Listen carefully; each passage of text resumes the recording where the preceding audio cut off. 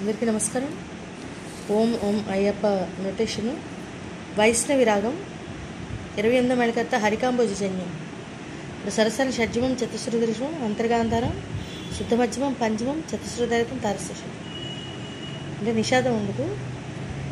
ఓం ఓం అయ్యప్ప సా సా సా సా ప ఓంకార రూప అయ్యప్ప సా స ప సా స సా స సా సరి సహస్రారమే సభరి శిఖరం రే రే మగ రి గ రి స బ్రహ్మ కపాలం నీ స్థానం రే గగ మగ రే స స.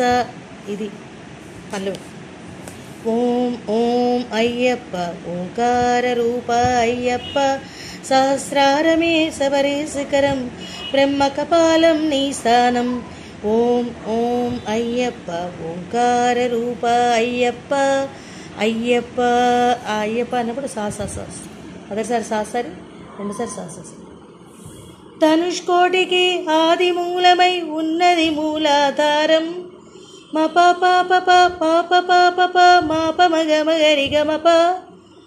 అది గణపతికే ప్రాకారం పప మ ప ప మ మగ గరి గ మ ప.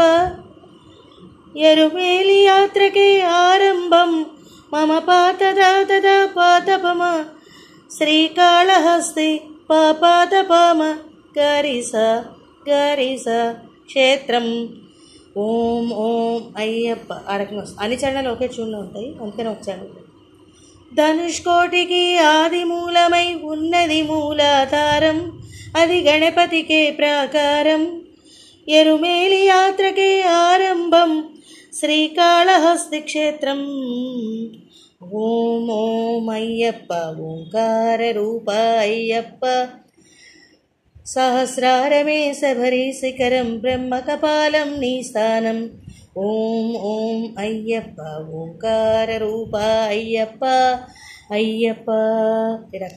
ఇది హయ్యర్ ఆక్టేవ్లో ఇన్స్ట్రుమెంట్ ప్లే చేస్తారు, అక్కడైనా ప్లే చేయొచ్చు, లేదంటే మామూలుగా కూడా middle Octave and lower Octave ఆ రెండు కలిపి కూడా ప్లే చేయొచ్చు, లేదా middle Octave and higher Octave ఆ రెండింటిలో కూడా వాయించవచ్చు ఎనీ ఇన్స్ట్రుమెంట్.